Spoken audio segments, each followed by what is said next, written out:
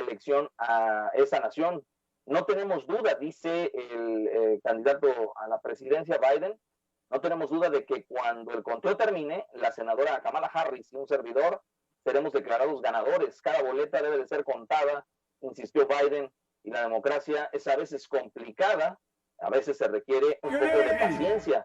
Según las proyecciones de agencias periodísticas serias, como la AP, Biden ya tiene los 264 votos del colegio electoral, solo necesita de un triunfo en alguno de los estados. Acuérdense que están en disputa cuatro de ellos. Nevada con 6 votos, Pensilvania con 20, Carolina del Norte con 15 y Georgia con 16.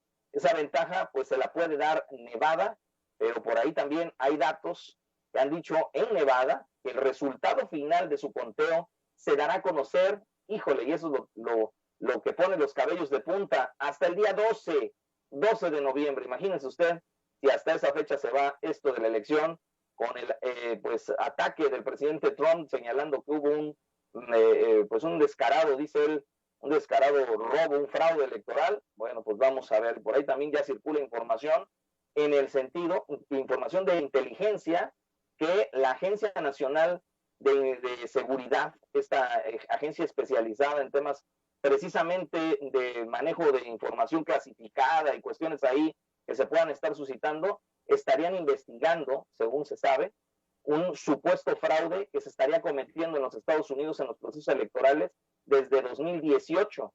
Y bueno, pues ese señalamiento va supuestamente, específicamente o directamente contra los demócratas. Qué casualidad, pero bueno, ahí está el tema. Oiga, para hablar de este importante asunto, que le decía yo, usted tiene pues en vivo a toda la población, por lo menos en México hemos estado más atentos por cuestionarnos quién va a ser presidente de Estados Unidos, al menos en 2 días, de lo que no nos hemos cuestionado de quién es el presidente de este país en 2 años. Y para hablar precisamente pues del tema, saludo hasta Washington a la egresada de la licenciatura en Relaciones Internacionales por el Instituto Tecnológico de Monterrey, Renata Cili Montero, a quien ya tenemos, por supuesto, en la vía pues de la transmisión y bueno, a través de esta tecnología que nos permite hacer videoconferencia. Renata, ¿cómo estás? Hola, ¿qué tal? ¿Se escucha? Sí, ahí te escuchamos, perfecto. ¿Qué tal? Buenas noches. Muchas gracias, Luis, por la invitación, por estar aquí. Es un gusto saludarte a ti, a todo tu auditorio, a mis paisanos allá en Veracruz. Orgullosamente, yo, veracruzana jalapeña, los saludo muy cordialmente desde Washington, D.C. Oye, a ver, vamos a hacer una pequeña lectura de tu pues síntesis curricular, porque pues para que el auditorio también te conozca. Hay veracruzanas muy valiosas, verdaderamente muy valiosas, porque son jóvenes dedicadas a la investigación, al estudio, que se están formando, que se están preparando para el día de mañana, si es posible, regresar a su estado y darle todo ese potencial que han adquirido. Mire, Renata Cili es egresada, le decía, de la Facultad de Relaciones Internacionales del Instituto Tecnológico de Monterrey. Cuenta ya con una maestría en Relaciones Internacionales y Comercio Internacional por la Universidad de Macquarie en Australia. Además es egresada de la primera generación del Diplomado de Negocios Internacionales del Colegio de México.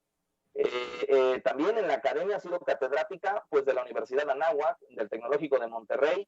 También se ha desempeñado como directora de la carrera de Relaciones Internacionales en el campus de Puebla, supongo de la Universidad de Anáhuac, ¿verdad? Del Tecnológico de Monterrey. Del Tecnológico de Monterrey. Es también socia fundadora de Trade Tank MX, un think tank mexicano especializado en el estudio de comercio internacional. Actualmente estudia también una segunda maestría, esto es en Economía Internacional y Estudios de América Latina por la Universidad Johns Hopkins School of Advanced International Studies de Washington en D.C. No sé si lo dije bien, pero bueno, perfecto. Ahí está sintéticamente el resumen de tu formación profesional. Y Renata, pues platicar contigo, has tenido la experiencia que es, yo creo, privilegiada de poder estar en la capital neurálgica de la política mundial, que es Washington, y ver y observar cómo se está desarrollando este proceso electoral que hoy por hoy pues nos dice que los norteamericanos tienen el sistema democrático, yo creo que el mejor sistema democrático del mundo. Podremos caer en tecnicismos, en asuntos muy de academia, si eso no ya muy antagónico o decimonónico, como se le dice, por ser empleados del siglo XIX, pero la verdad es que les ha funcionado. Pero hoy se han atrancado ahí en una cuestión del recuento de votos. Y bueno, pues tú qué observas, qué es lo que va a ocurrir o puede suceder en las próximas horas. Bueno, en primer lugar, comentar que llevo aquí en Washington, D.C. llegué hace un año, y este proceso electoral pues no empezó hoy, desde luego, ¿no? Venimos desde el año pasado arrastrando una serie de agendas que, como bien dices, estar en este epicentro de la política internacional y como espectadora y estudiosa de estos temas, pues es sin duda, pues para mí fascinante. Entonces, desde acá me ha tocado vivir el proceso de impeachment, ¿no? Para que buscaba destituir a Donald Trump por unos temas que precisamente se relacionan con la campaña. No sé si recordarás que buscaba encontrar ahí un tema con Biden y con su hijo, con pues por ahí unos manejos con Ucrania, y por eso se le quería enjuiciar, ¿no? Entonces, esta Hay que explicarle un poco al auditorio nada más que el impeachment es como una especie de juicio político, ¿no? Juicio político, perdón, sí, un juicio político, entonces para destituir al presidente. Con eso empezamos el año. Donald Trump ya libró, o sea, lo que muchos presidentes no han logrado, no han librado en otros momentos. No, por ejemplo, o sea, en el caso de Brasil, Dilma Rousseff fue enjuiciada políticamente por la contraparte y pues la destituyeron. En este caso, Donald Trump, a pesar de que había evidencia, lo vence porque desde luego tenía un Senado, a la Cámara Alta republicana a su favor, y es así como inicia este año, con esa fortaleza, y eso que hay que tomar también en cuenta, porque cuando llega la pandemia, pues ya venía un poco golpeado de este proceso político y de esta lucha ahí entre poderes y cambios a nivel del Congreso, en la Cámara Baja, y cuando llega la pandemia, pues desajusta la consolidación que había logrado, y en estos momentos, pues podemos observar que yo he comentado esto en otras ocasiones, pero me parece que si no hubiera irrumpido pues este episodio tan trágico que ha sido la pandemia por COVID, quizá estaríamos viendo otros resultados en este momento electorales. Entonces, precisamente porque el mal manejo de la pandemia es lo que en los últimos, quizá en últimos momentos, ha hecho que las votaciones se cierren y que Biden haya podido capturar esa parte del electorado que quizá le faltaba, y que está siendo crucial en estados clave, como estamos viendo, como ya mencionabas, en Michigan, en los que Biden se volteó hacia color azul, pero estamos viendo también estas diferencias en Nevada, en Arizona, que todavía está siendo muy corta la diferencia entre votos, en Pensilvania también me parece que hay unos faltantes. Entonces, sin duda está siendo una jornada histórica, no solamente por el tema de la duración, porque anteriormente las elecciones, pues se podía aseverar que la elección, sabía uno quién ganaba el día de la elección, a pesar de que, como sabemos, es una votación indirecta.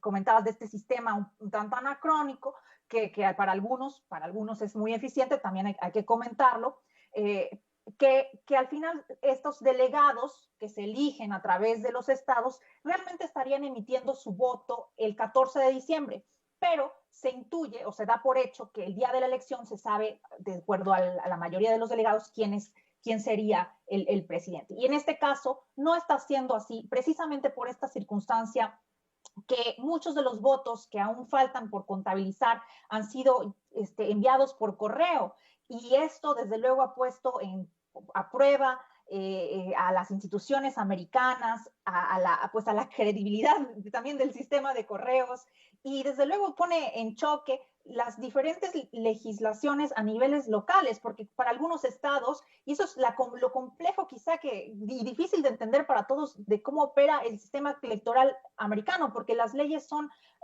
electorales a nivel local. Entonces, para algunos estados sí se puede seguir contabilizando los votos, para otros estados no podrían hacerse, por ejemplo, votaciones anticipadas, para otros la temporalidad de la votación anticipada era más corta. En fin, hay un sinfín de posibilidades que los abogados de uno y otro equipo buscarán pelear en cada uno de estos sectores, en estos nichos, pues para tratar de lograr buscar, ¿no? Ya sea el recuento de votos, como Trump lo está exigiendo en Wisconsin, o quizá parar el conteo de votos, como el mismo Trump dice, paren la elección. Por ahí creo que el conteo, por ahí sacó un tweet muy característico, muy peculiar a su estilo sobre este tema. Y como bien decías, Biden, la narrativa es todos los votos cuentan. Ahora, esto es muy importante. Desde la óptica, vamos, y por eso te he invitado, te he pedido que nos hicieras favor de conversar con el auditorio, de orientarnos. Desde la óptica del internacionalismo, de las relaciones bilaterales, comerciales, del tema de lo económico, pues entre dos naciones como México y Estados Unidos, hay que puntualizar esto mucho. Para México es vital la relación con Estados Unidos. Quizás para Estados Unidos no lo sea igual, porque comercialmente hablando, pues él puede tener comercio pues con otras, con China, con Europa, con Canadá, podría ahí compensar su balanza comercial, pero México finalmente tiene pues todos sus productos, todas sus industrias volcadas hacia el horizonte norteamericano. Por eso es que es tan importante esta elección. Desde tu visión también internacionalista, ¿qué tanto va a afectar el no tener la certeza de una votación como lo tenemos en México, que nos enteramos por la noche cuando ya se tiene el resultado, que en este caso ya lleva al menos desde el martes, y hoy estamos a jueves, y posiblemente esto se vaya hasta el día 12 de noviembre, para saber si finalmente, por ejemplo, Joe Biden se convierte en el presidente número 46. ¿Qué tanto afecta a la economía?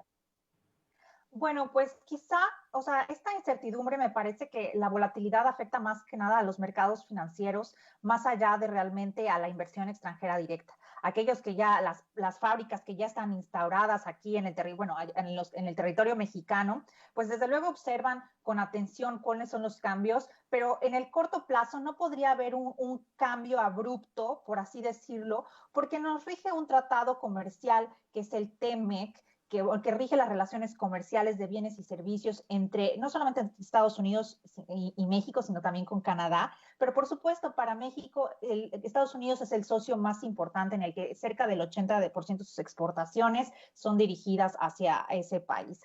Para algunos, hay que notarlo, hay que mencionar lo que también expertos comentan, que quizá lo más importante sería diversificar un poco más esta relación y tan cargada hacia Estados Unidos, pero quizá en la práctica no es tan fácil como decirlo, precisamente porque nos unen pues la condición geográfica, que para muchos quizá lo verán como una fortuna, como otros como una desventaja, pero la realidad es que somos socios comerciales, somos dos países que comparten 3,000 kilómetros de frontera, una historia común y un futuro común, en el que hemos aprendido y hemos tenido altas y bajas políticas de amistad, de buena vecindad.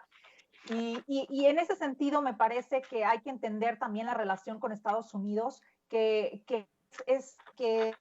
no es siempre, no es un estado permanente, que es cambiante y que desde luego obedece no solamente a factores del interior de la política mexicana, sino también de Estados Unidos y del mundo, como mencionábamos, no sé si ya mencionamos en este momento, estamos hablando de esto antes de entrar al aire, sobre el papel que juega China y otros poderes. Pero en el caso para México, quizá haya un cambio en la tónica en algunos sectores específicos. Por ejemplo, algo que se escucha mucho hablar de Biden es su interés en promover las energías limpias, en estas agendas progresistas. Y entonces quizá ahí estas empresas pudieran tener mayores oportunidades, las empresas que se localicen en estos sectores de este intercambio comercial. Por otro lado, recordemos, no sé si mencioné, bueno, el TEMEC que se aprobó, que entró en vigor, perdón, el 1 de julio, también tiene sufrió en su última etapa, bueno, sufrió por así decirlo, un adendo modificatorio en el que precisamente fueron los demócratas quienes buscaron todavía hacer un poco más duras algunas regulaciones de acuerdo a temas laborales, ¿no? Por primera vez se le está dando un mecanismo de resolución de un conflicto laboral para las empresas exportadoras, y el TEMEC es el que brinda este instrumento legal y entonces, como es un tema de particular interés de Estados Unidos, de los demócratas, por los grupos de intereses, los sindicatos que estuvieron detrás promoviendo este reforzamiento, podríamos pensar que también estará en el interés de Biden hacer valer este mecanismo y vigilar quizá un poco más de cerca el cumplimiento de estos estándares laborales, para que en términos generales se trata de que en algunas empresas, no en todas, exportadoras, bajo ciertas condiciones, porque hay muchas particularidades, hay que precisar eso, se debe tener un salario mínimo, ¿no? Mayor con respecto a, pues al salario mínimo mexicano, ¿no? Es un salario más alto para ciertos trabajadores de específicas industrias manufactureras y que exportan a estos 3 países. Entonces, en ese sentido, creo que esos son los temas más importantes de bote pronto, ¿no? En la cuestión comercial. Entonces, por ese lado, creo que la agenda es rica, es importante y este tratado, hay que decirlo que debe verse, como decía un experto aquí de la política binacional entre México y Estados Unidos, que se llama Andrew Seeley, decía que hay que imaginarnos que el TEMEC es como una casa. Es la infraestructura, es el techo, los muros, los cimientos, pero lo que le corresponde a la casa, o sea, para hacerla habitable, eso le corresponde a los inquilinos. Y ese es el papel que le corresponde a Estados Unidos y a México. Y en ese sentido, pues tenemos que recordar el contexto de pandemia, que los dos países están pues pasando por una situación de crisis y pues aquí México tiene que encontrar la oportunidad para seguir posicionándose como el socio principal, bueno, de los socios principales, porque hay que decirlo, me parece que ya bajó, pero durante este episodio de la guerra comercial, como se le denomina, esta lucha entre Estados Unidos y China, México se llegó a posicionar como el primer socio comercial de Estados Unidos en un momento, superando a China. ¿Eso qué quiere decir? Que muchos de los flujos comerciales se vinieron hacia acá y las empresas americanas, pues cambiando de proveedores por esta lucha, ¿cuál es la naturaleza? Busca tu proveedor más cercano. Y en este caso, nosotros, por eso decía hace un momento, la importancia de la vecindad y la geografía, porque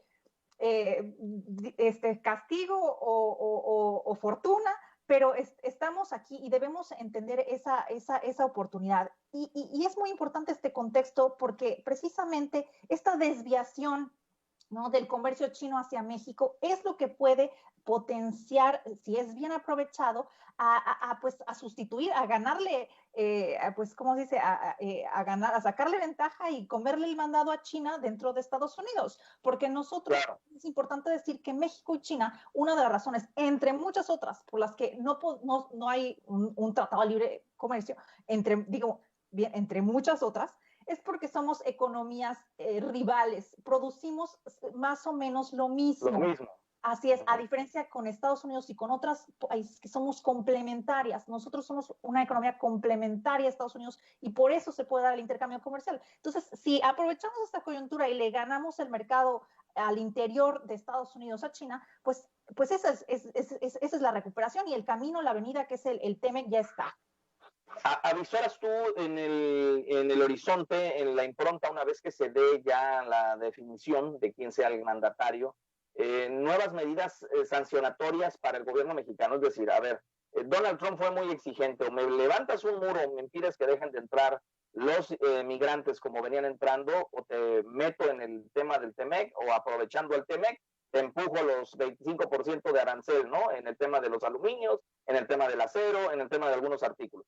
Aquí y en otro momento, en otra etapa de la historia de la relación bilateral, pues te inscribían en una especie de listita, ¿no? Y te decían, estas son las naciones que menos garantizan la seguridad del mundo, ¿no? Porque tienen narcotráfico, porque tienen algo. Y así estuvimos mucho tiempo, aparecíamos en una listita ahí que nos publicaban año con año los norteamericanos y que limitaba también o que frenaba un poco pues, la inversión comercial, la relación de vecindad, en fin.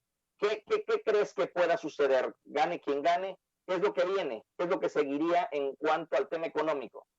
Bueno, yo creo que los demócratas seguirán, o sea, serán solamente más sutiles en el golpeteo, ¿no? O sea, golpeteo va a seguir habiendo, coerción, pero sin duda el estilo de Trump es sensacionalista y como bien decías, se ha basado en la tradición de la diplomacia coercitiva y de moneda de cambio, donde justamente el tema comercial fue la ficha de cambio, por ejemplo, como bien apuntabas, sobre el tema migratorio. Si recordaremos, si recordara al auditorio, estas oleadas de la caravana migrante y el desplazamiento por México, pues es en el momento que también Trump dice, voy a imponer aranceles en materia de acero y aluminio a las exportaciones de México y Canadá bajo la disposición 232 a menos que hagas esto, ¿no? Entonces, esto era muy visible, no podría decir, no podría aseverar si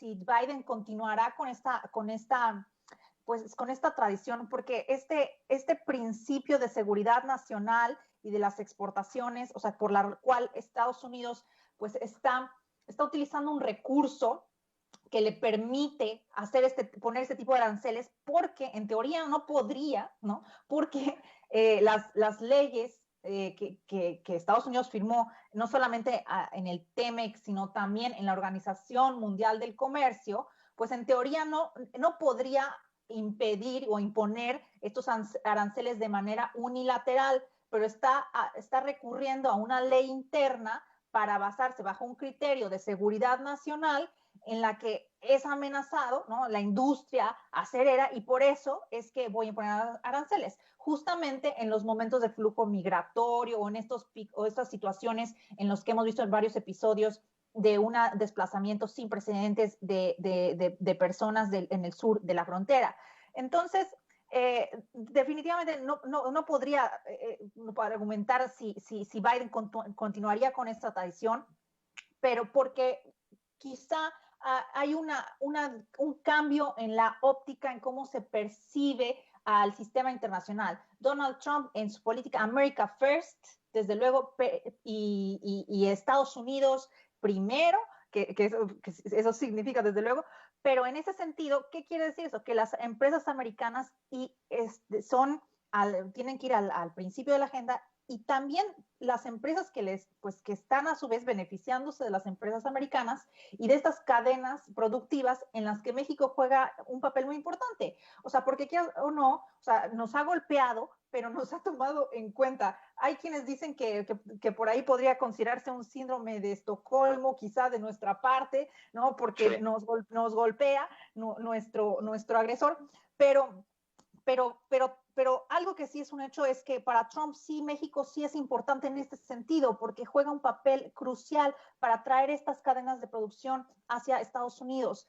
Y en ese sentido, Biden puede continuar, porque finalmente el costo político ya lo asumió Trump, de hacer este merequetengue, pero pues el enfoque de los demócratas sí va un poco más hacia el derecho internacional, aunque con precaución, porque si observamos lo que está pasando al interior de la Organización Mundial del Comercio, existe un órgano de apelación en el que Estados Unidos ha bloqueado de manera constante el nombramiento de nuevos jueces, a manera que otros países han buscado crear un mecanismo ad hoc para dar las soluciones de controversias de los problemas comerciales. Cabe decir que ese es el mecanismo que resuelve los conflictos entre países o entre estos, a lo mejor escuchamos en la radio o en la televisión que Estados Unidos interpone una demanda porque subsidios a una aerolínea de la Unión de Europa, de Airbus, de Boeing, y todos estos grandes temas comerciales son los que se resuelven en la Organización Mundial del Comercio. Entonces, Estados Unidos, pero es importante mencionar esto porque esto no viene de Trump, eso viene también desde la época de Obama y de atrás. Sí hay una corriente al interior de Estados Unidos que es independiente a la persona en turno, al presidente en ese sentido. Quizá hay unos que agarran más oportunidad en estos momentos, como hay grupos que se fortalecen, pero creo que el problema que vimos quizá con Obama es que ese enfoque tan global pues dejó a México realmente pues muy poco atendido y sí relegado quizá de la importancia que se le, pues que quizá para nosotros es y que sí es para Estados Unidos, solamente que creo que les cuesta un poco de trabajo a aceptar esa realidad. Finalmente, Renata Sil Montero, internacionalista, te preguntaría, digo, estás en Washington, es complicado poder definir cómo es el sentimiento del norteamericano estando en una ciudad en donde la mayoría de la gente, pues regularmente es demócrata. Aun cuando es un bastión demócrata, aun cuando esté el presidente Trump, que es republicano ahí, pero la gente piensa bajo el pensamiento, la filosofía, la forma de ver y hacer política, pues de los demócratas. ¿Qué sientes? ¿Qué se siente o cuál es la impresión que tienes de los vecinos, de los propios norteamericanos con relación a esto que está sucediendo? ¿Será quizás un factor que lastimará mucho a su sociedad el que el presidente Trump haya señalado que hubo un fraude, que se está cuajando un fraude? Porque digo, a ver, si algo presumen los norteamericanos es de su democracia y esta puñalada que ha lanzado Trump, pues creo que va a tener consecuencias seguramente entre la población y entre la sociedad a corto y a largo plazo.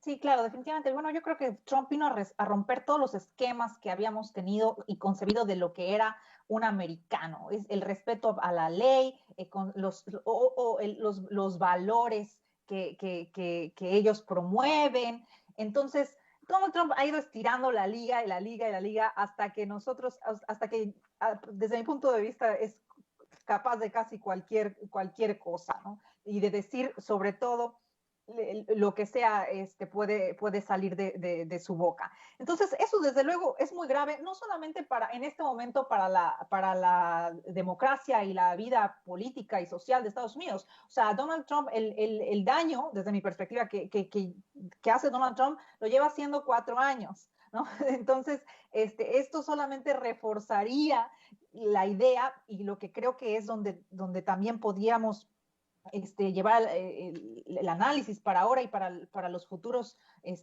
pues, años, es que Trump entonces no era una anomalía, no era un candidato showman que se ganó la elección, sino que, realmente Trump es el síntoma más distintivo de una enfermedad por el que pasa y atraviesa este país, como bien mencionabas, de un sistema que precisamente Jorge Castañeda en su nuevo libro comenta sobre Estados Unidos, comenta que este sistema fue creado para una población muy homogénea y en estos momentos, o sea, 2 siglos después, ha cambiado la demografía de tal manera que por eso también estamos viendo estos choques. ¿Cómo no va a dejar de funcionar si este sistema no fue necesariamente creado para la mayoría? Entonces, también por eso estamos viendo estas incongruencias, pues este episodio que no hemos visto en Estados Unidos en otros momentos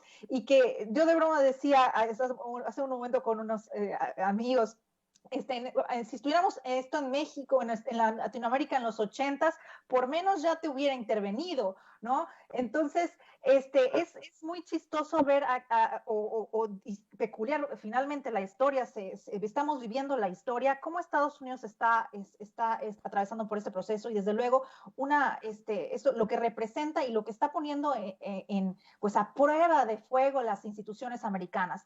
Pero finalmente, en el tema de quiénes son las personas que apoyan a Trump, y sin duda hay muchas explicaciones y todos leemos como que cómo es posible que latinos, cómo es posible que ciertas personas, pero al menos desde el punto de vista y de la conversación que ya llevábamos acerca de esta pérdida en las condiciones laborales, la exposición a la globalización, esta lucha con China, por este America First, en el que la narrativa en que Trump le exige, o sea, que dice que los problemas de Estados Unidos de América son porque se fueron los trabajos para otro lado, pues esa narrativa resonó muy bien en 2016 y vuelve a hacer eco aquí en algunos estados clave en los que precisamente sí estuvieron más más expuestos a este riesgo chino. Entonces, por un lado, quizá podríamos estar viendo en estos momentos, hace un momento reflexionaba, pues también una lucha entre un nacionalismo económico de aquellos que les hace sentido, ellos, America First, desde en Pensilvania, en el Midwest, pero también en Florida, en los tomateros, en esta industria agrícola, que no ve con buenos ojos tampoco el libre comercio que nosotros hablábamos hace unos momentos. Entonces, por un momento, y ven quizá amenazado esto en el candidato Biden. Entonces, posiblemente seguimos viendo una lucha entre la globalización y el nacionalismo económico, pero sin duda tiene esto en ánimos a toda la población en vilo, sin dormir. Yo tampoco dormí anoche porque estamos al pendiente y pues sin saber siquiera si este fin de semana podemos conocer los resultados.